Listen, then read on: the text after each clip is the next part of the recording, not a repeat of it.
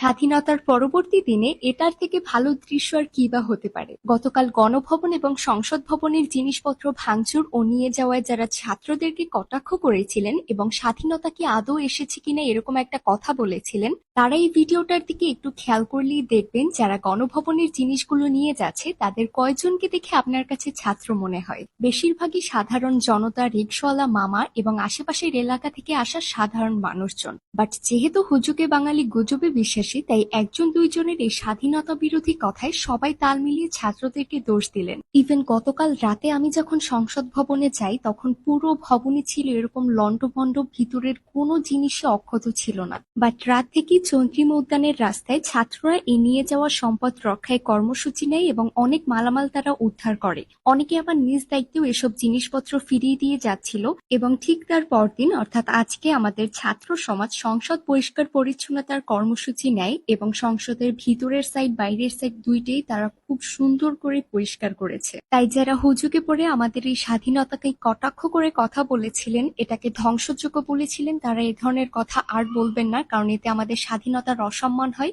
এবং ছাত্র সমাজ যে দেশের সম্পদ ধ্বংস করে না বরং তারা রক্ষা করে, এটা কিন্তু আরো একবার প্রমাণ হয়ে গেল এবং জয় কিন্তু আমাদেরই হয়েছে।